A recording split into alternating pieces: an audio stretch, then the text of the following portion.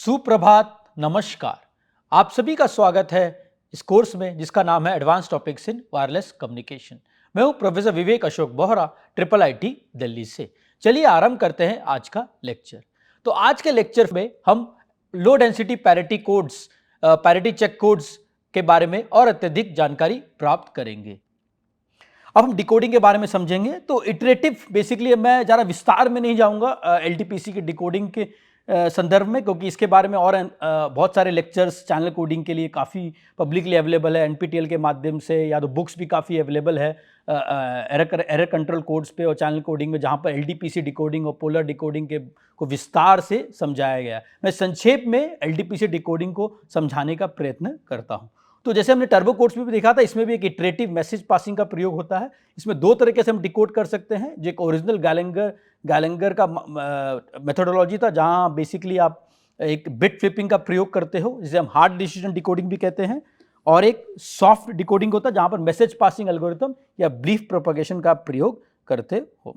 तो iterative message passing decoders, the idea is to iteratively share the results of a local node decoding by passing them on the edges of the Tanner graph. तो आप basically इसमें क्या करते हो, जो आपके outputs निकल रहे हैं बिट नोड्स में, उससे आप शेयर करते हो बाद बाकी बिट नोड से, चेक नोड से। तो इटरेटिवली आप डिकोड करने का कोशिश करते हैं, और इन्फॉर्मेशन एक्सचेंज होता है वो लॉग लाइक्लीहुड रेशियो के माध्यम से होता है या ब्रीफ प्रोपगेशन के माध्यम से होता है। वो एक सॉर्ट ऑफ सॉफ्ट डिकोडिंग का मेथोडोलॉजी है, जिससे आप इन्फॉर्मेशन एक्सचेंज करते हो, फिर अपनी इन्फॉर्मेशन को आप अपडेट करते हो। तो डिकोडिंग कम्प्लेक्सिटी जो होती है वो नंबर ऑफ नॉन जीरोस और ब्लॉक लेंथ एच पे डिपेंडेंट होती है। Decoding can be done in iterative way, iteration between the variable and the check nodes. जैसे मैंने बताया, बेसिकली इटरेटिव प्रोसेस फॉलो होता है जहां वेरिएबल नोड्स और चेक नोड्स आपस में बातचीत करते हैं और एक सॉफ्ट इंफॉर्मेशन एक्सचेंज होता है दोनों के बीच में। मैसेज पासिंग या ब्रीफ प्रोपगेशन होता है, उसके माध्यम से आप डिकोडिंग करते हो। जैसे बताया कि ये दो मेथड, एक हार्ड डिसीजन डिकोडिंग जो ओरिजिनल गैलेंगर ने प्रपोज किया था, इसे हम बिट फ्लिपिंग के माध्यम से समझते हैं, और एक सॉफ्ट डिकोडिंग जिसे हम मैसेज पासिंग एल्गोरिथम और ब्रीफ प्रोपगेशन एल्गोरिथम के माध्यम से समझते हैं। तो एलटीपीसी डिकोडिंग जैसे मैंने बताया, जैसे आप एक बेसिकली एक पैरिटी चेक मैट्रिक्स से आपका एक वैलिड कोडवर्ड आपने ट्रांसमिट किया है सी, और आपका रिसीव कोडवर्ड आर है। पहले आप बेसिकली ये चेक करते हो R H transpose equal to 0 है कि नहीं। बेसिकली आप पहले सिंड्रोम कैलकुलेट करते हो। अगर सिंड्रोम 0 है, सिंड्रोम का जो आउटपुट है वो 0 है, that means R is a valid codeword. अगर सिंड्रोम की वैल्यू 0 नहीं है, that means R is not a valid codeword. तब आप बेसिकली या तो hard decoding, bit flipping algorithm, या तो फिर मैसेज पासिंग एल्गोरिथम या ब्रीफ प्रोपगेशन एल्गोरिथम का प्रयोग करके उसे डिकोड करने का प्रयत्न, करेक्ट कोडवर्ड को डिकोड करने का प्रयत्न करते हो। ओके। और जैसे मैंने बताया, ये इटरेटिव प्रोसेसिंग के माध्यम से होता है, खासकर मैसेज पासिंग जो इटरेटिव प्रोसेसिंग के माध्यम से होता है। इससे आप बेसिकली पैरिटी चेक इक्वेशंस को आप सेटिस्फाई करने का प्रयत्न करते हो। तो जैसे पैरिटी चेक इक्वेशन हमने देखा था पहले भी, जो हमने 6 या 4 depending upon the number of जो रोज होते हैं, उसके माध्यम से आप पैरिटी चेक इक्वेशन निकलते हो। हर एक इक्वेशन को आप सेटिस्फाई करने का प्रयत्न करते हो। अब message passing algorithm based on pearls belief algorithm describe, जो पर्ल ब्रीफ एल्गोरिथम मैंने रेफरेंस भी दिया है, काफी फेमस एल्गोरिथम है जिसके माध्यम से आप डिकोडिंग का प्रयत्न करते हो। The pass messages are basically the probability estimations. जैसे मैंने बताया, आप बेसिकली दोनों को मैसेज पासिंग होता है, और मैसेज पासिंग एक ब्रीफ प्रोपगेशन एल्गोरिथम के माध्यम से होता है, और दोनों मैसेज जो दोनों के बीच में पास होता है वो लॉग लाइक्लीहुड रेशियो के माध्यम से होता है। बेसिकली आप एग्जैक्ट 1 और 0 नहीं भेजते, आप प्रोबेबिलिटी एस्टिमेट्स भेजते हो। What is the probability of 1 and what is the probability of 0। तो इसके माध्यम से आप मैसेज पासिंग दोनों के बीच में करते हो। और जैसे मैंने बताया, M check nodes of the Tanner graph corresponds to the M parity check equations. जो एम नोड्स है, जो एम बेसिकली रोज है, वो पैरिटी चेक इक्वेशंस को डिनोट करते हैं, और एन जो वेरिएबल और बिट नोड्स है वो डेटा बिट्स को रिप्रेजेंट करते हैं कोड वर्ड के। तो चेक नोड्स है that estimates the probability that a given parity check equation is satisfied. तो हमने देखा चेक नोड्स रहते हैं वो दिखाते हैं कि पैरिटी चेक इक्वेशन सेटिस्फाई हुए हैं कि नहीं हुए, गिवन द मैसेज और estimates from the connected variable nodes. तो हमने पैरिटी चेक इक्वेशंस पहले भी देखा है। अगर पैरिटी चेक इक्वेशंस की वैल्यू सेटिस्फाई हो जाती है, अगर आउटपुट 0 आ जाता है, that is a valid code word. अगर वो नहीं होता तो बेसिकली मैसेज पासिंग के तो बेस्ट एस्टिमेट निकालने का आप प्रयत्न करते हो। The check nodes probability measure the reliability of the bit probability estimations. तो चेक नोड्स होते हैं वो रिलायबिलिटी चेक करते हैं। अगर आपकी प्रोबेबिलिटी 1 की ज़्यादा है, तो बेसिकली आप ये चेक करते हो कि कितनी रिलायबिलिटी है ये 1 होने की या 0 होने की, और दोनों के बीच में जो इन्फॉर्मेशन एक्सचेंज होता है चेक नोट्स और वेरिएबल नोट्स के बीच में, उसके माध्यम से आपकी प्रोबेबिलिटी को आप और ज़्यादा रिफाइन करते हो। The variable notes estimate the probability that a given bit is 0 or 1 based on the received bit and the messages or the estimates from the connected check notes. Each variable node sends a message to each check node is connected and vice versa. तो जैसे मैंने पहले भी बता चुका है कि variable node और चेक नोड्स के बीच में काफ़ी इंफॉर्मेशन एक्सचेंज होता है और प्रोबेबिलिटीज डिफाइन होती है 0 या 1 होने की, और उसके बेसिस पे आप एक रफ एस्टिमेट निकालते हैं आउटपुट का कि ये आउटपुट इस हद तक इतना करेक्ट है। द डिकोडिंग, इसकी जो कम्प्लेक्सिटी है काफ़ी हद तक ज़्यादा होती है, इसलिए इसे लॉगरिथमिक डोमेन में किया था ताकि आपकी कंप्यूटेशन थोड़ी सिंप्लीफाई हो जाए। Multiplication operations are converted to additions and divisions to subtractions in the log domain. और अन्य तरह के अप्रोक्सीमेशंस का भी प्रयोग किया जाता है ताकि आपकी जो कंप्यूटेशनल कम्प्लेक्सिटी है एलडीपीसी डिकोडिंग में आप उससे और हद तक कम कर सको। तो एक ब्रीफ ओवरव्यू है एलडीपीसी डिकोडिंग का, जिसमें हमने मैसेज पासिंग एल्गोरिथम का बेसिकली बारे में बहुत संक्षेप में बताया है, किस तरह से इंफॉर्मेशन एक्सचेंज होता है बिट नोड्स और चेक नोड्स के बीच में, किस तरह से लॉग लाइक्लीहुड इंफॉर्मेशन एक्सचेंज होती है, प्रोबेबिलिटी एक्सचेंज होती है 1 और 0 की, उस एक्सचेंज के माध्यम से किस तरह से आप बेसिकली आउटपुट को और रिफाइन करते हो। तो हम बस संक्षेप में एक bit flipping algorithm, decoding algorithm के बारे में पढ़ेंगे। उसमें देखेंगे किस तरह से बिट फ्लिपिंग हार्ड डिसीजन के माध्यम से किस तरह से पता लगा सकते हैं कि आपके जो रिसीवर पे जो आपको कोड वर्ड रिसीव हुआ है वो फर्स्ट एररनियस है, और अगर एररनियस है किस तरह से आप उस एरर को करेक्ट कर सकते हैं। तो इसमें bit flipping is a hard decision decoding method. The sub optimum, क्योंकि ये सब ऑप्टिमम एल्गोरिथम है, क्योंकि आप हार्ड डिसीजन का प्रयोग कर रहे हैं, तो ये सब ऑप्टिमम, जब आप सॉफ्ट डिकोडिंग या मैसेज पासिंग या बिलीफ प्रोपगेशन का प्रयोग करते हो तो बेसिकली ऑप्टिमम एल्गोरिथम हो सकता है। तो पहले हम लोग इसमें कुछ 4 स्टेप्स फॉलो करेंगे, जैसे हमने लीनियर ब्लॉक कोड्स में देखा। पहले हम सिंड्रोम कैलकुलेट करेंगे। अगर सिंड्रोम की वैल्यू आपकी रिसीव कोड वर्ड R है और पैरिटी चेक मैट्रिक्स H है, तो पहले हम सिंड्रोम कैलकुलेट करेंगे। अगर सिंड्रोम की वैल्यू 0 है तो ऑब्वियसली बात है R एक वैलिड कोड वर्ड है। अगर सिंड्रोम की वैल्यू 0 नहीं है तो R एक वैलिड कोड वर्ड नहीं है। फिर हम चेक करेंगे number of unsatisfied parity check involves. जैसे हमने देखा था कि आपकी parity check equations check nodes पे डिपेंड करती है, कितनी चेक नोड्स है, हर एक चेक नोड्स के कॉरस्पॉन्डिंगली एक पैरिटी चेक इक्वेशन होगी। अगर हर एक इक्वेशन सेटिस्फाई होगी तो बेसिकली एक R एक वैलिड कोड वर्ड है, और कोई भी इक्वेशन अगर सेटिस्फाई नहीं होगी तो हम इससे पता लगा सकते हैं कि R एक वैलिड कोड वर्ड नहीं है। Flip those bits of R which are involved in largest number of unsatisfied parity checks। ये बहुत ही महत्वपूर्ण है। आप वो बिट्स को फ्लिप करोगे वेरिएबल नोड से जो maximum number of parity check nodes को सेटिस्फाई नहीं करते हैं। इसको हम आगे जाके और विस्तार में भी समझेंगे। Go back to step 2, keep iterating until all checks are satisfied. तो इटरेटिव प्रोसेस है, आप एक हर एक बिट को फ्लिप करोगे, फिर चेक करोगे सब पैरिटी चेक इक्वेशन सेटिस्फाई हो रही है कि नहीं हो रही है। अगर कोई पैरिटी चेक इक्वेशन सेटिस्फाई नहीं हो रही है फिर से आप बिट फ्लिप करोगे। तो इटरेटिव प्रोसेस है, कुछ इटरेशंस के बाद आप देखोगे हर एक नोड में पैरिटी चेक इक्वेशन सेटिस्फाई हो जाती है। इसके माध्यम से आप डिकोडिंग करोगे। तो एक सिंपल उदाहरण देने का प्रयत्न करूंगा मैं इसमें, और चलिए एक पैरिटी चेक मैट्रिक्स देखते हैं। जैसे H इसमें एक पैरिटी चेक मैट्रिक्स है और इसकी आप देखोगे इसकी जो साइज है 4,6 है, n की वैल्यू 6 है और n - k की वैल्यू 4 है, यानी m जो है वो 4 है। Number of parity check equation जो होंगे इसमें 4 होंगे, यानी आपकी जो F1, F2, F3 और F4, यानी 4 पैरिटी चेक इक्वेशंस होंगे। और इसमें जो n है वो नंबर ऑफ कॉलम्स है, यानी आपकी जो नंबर ऑफ बिट नोड्स है वो 6 होंगे और नंबर ऑफ चेक नोड्स है वो 4 होंगे। आप इंडिविजुअल मैपिंग भी इसमें कर सकते हैं। जैसे मैं बताया n = 6, m = 4 है इसमें, और नंबर ऑफ वंस जो है हर एक रोज में वो 3 है और नंबर ऑफ वंस जो हर एक कॉलम में वो 2 है। तो बेसिकली ये एक रेगुलर LDPC कोड है और कोड रेट 1/3 है, क्योंकि 1 - WC/WR यानी 1 - 2/3 = 1/3 है। तो जैसे हमने देखा कि समझिए हम इसमें एक all zeros code word transmit करते हैं, जिसकी वैल्यू जैसे आप देखोगे इसमें कोड वर्ड लेंथ जो होगी वो 6 होगी। जो कोड वर्ड लेंथ है उसमें 6 है, क्योंकि नंबर ऑफ इसमें आप देखोगे जो कॉलम्स है वो बेसिकली 6 है, तो कोड वर्ड लेंथ 6 है इसमें, ऑल जीरोस कोड वर्ड है। और समझिए हमने R रिसीव किया जिसकी लेंथ भी 6 है, लेकिन उसमें एक बिट फ्लिप हो गया थर्ड बिट में, जीरोस को 1 में कन्वर्ट हो गया है। और हमने इसका सिंड्रोम कैलकुलेशन किया, सिंड्रोम कैलकुलेशन काफी आराम से कर सकते हो, आर एच ट्रांसपोज, उसकी वैल्यू आई है 1001। तो इसकी जो वैल्यू आती है वो 1001 है, विच इज नॉन जीरो। यानी अगर आपकी सिंड्रोम टेस्ट फेल हो गई है, यानी आपको पता चल गया है आर जो है वो एक वैलिड कोडवर्ड नहीं है। तो अब हमें पता लगाना है कि आपकी जो ये आर से हमको ये पता लगाना है कि वैलिड कोडवर्ड क्या था, क्योंकि हमें तो ये पता है कि ये वैलिड कोडवर्ड नहीं है। हमें अपने पहले हमने डिटेक्ट तो कर लिया कि एरर हुआ है, डिटेक्शन तो कंप्लीट हो गया क्योंकि सिंड्रोम की वैल्यू नॉन जीरो है। अब हमें एरर करेक्शन करना है।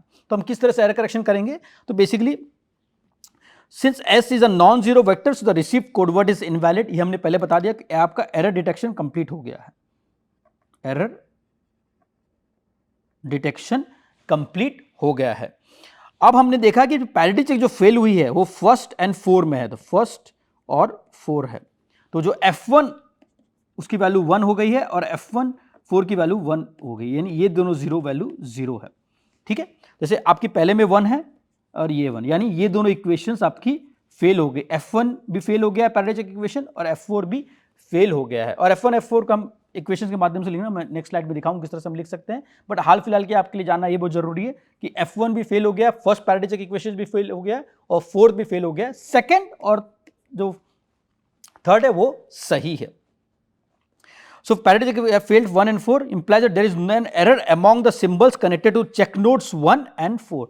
check node 1 और 4 में जो बिट नोड्स कनेक्टेड थे उसमें कुछ एरर है। ये बहुत ही महत्वपूर्ण है आपके जानना। यानी जो F1, F2, F3, F4 इस तरह से अगर मैं डिनोट करूं कॉलम्स को, यानी F1 और F4 में कुछ एरर हुआ है चेक नोड्स में, F2 और F3 सही है। तो अगर मैं इसको इस तरह से डिनोट करूं, सेम मैट्रिक्स है और सेम इसको बाइपर्टेट ग्राफ के माध्यम से मैंने डिनोट किया है, तो अगर आप देखोगे ये F1 है, ये F2 है, ये F3 है, F4 है। ये F1 की वैल्यू जो 1 हो गई है, F2 की वैल्यू अभी भी 0 है, F3 की वैल्यू भी 0 है, F4 की वैल्यू भी 1 हो गई है। और ये आपकी बेसिकली R से मल्टीप्लाई किया तो R1, R2, R3 is equal to 1 आ रहा है, R2, R4 इक्वल टू 0 आ रहा है, R2, R4, R6 equal to 0। तो ये मैं इस नोट्स के माध्यम से भी समझ सकता हूँ क्योंकि 3 कनेक्टेड है हर एक, ये F1 है, ये F2 है, ये F3 है, ये F4 है। ठीक है, तो F1 की वैल्यू 1 हो गई है, F2 की वैल्यू 0 है, 0 है, 0 है। यानी ये जो नोड्स है, ये पहला नोड है फर्स्ट और ये फोर्थ, क्योंकि सिंड्रोम की वैल्यू आपकी 1001 है, फोर्थ जो है दोनों में कहीं ना कहीं कुछ एरर है। तो पहले हम देखेंगे इसमें एक बेसिकली इटरेटिव प्रोसेस फॉलोड होता है, जहां पर हर एक नोड पर बिट फ्लिप करते हो, फिर आप इसकी वैल्यू निकालते हो। आइडियली ये चारों वैल्यू आपकी 0 होनी चाहिए, तो ऑल जीरोस होनी चाहिए। तो आप इसमें एक इटरेटिव प्रोसेस फॉलो करते हैं जहां पर हर एक बिट को आप फ्लिप करते हो। पहले R1 को फ्लिप करते हो, पहले इस नोड के जितने बिट सबको फ्लिप करते हो, तो आप उसमें फिर आप पैरिटी F1 की वैल्यू निकालते हो। अगर 0 हो गया समझ में आएगा किसी एक इसमें से बिट्स में एरर है। F2 और F3 को आप छेड़ते नहीं हो क्योंकि ऑलरेडी उसकी वैल्यू 0 है। फिर F4 में भी आप देखोगे पहले R3 कनेक्टेड है और R5 कनेक्टेड है और R6 कनेक्टेड है। आप इन तीनों को फ्लिप करते हो, फिर से देखते हो F4 की वैल्यू 0 आई है कि नहीं। तो अगर हम ये इटरेटिव प्रोसेस फॉलो करते हैं और हम ये देखते हैं कि जो R3 है, इसमें जो R3 की जो नोड है, R3 की नोड अगर आप देखोगे, R3 जो है वो F1 में भी कनेक्टेड है और F4 में भी कनेक्टेड है। एक लौता R3 है जो F1 में भी कनेक्टेड है और F4 में भी कनेक्टेड है। तो हम अगर इसको हमने इटरेटिव प्रोसेस से ये देख लिया कि इसमें मैक्सिमम बिट फ्लिप्स होने से आपकी जो F1 की वैल्यू और F4 की वैल्यू सेटिस्फाई हो जाती है। तो अगर मैंने R3 की वैल्यू को फ्लिप कर दिया, जैसे अभी आपका जो रिसीव कोडवर्ड मिला है वो मिला है आपको 0 0 1 0 0 0। तो आपकी जो इनिशियल कोडवर्ड की वैल्यू है, जो रिसीव कोडवर्ड है वो ये मिला है आपको, रिसीव कोडवर्ड आपको ये मिला 0 0 1 0 0 0। ठीक है,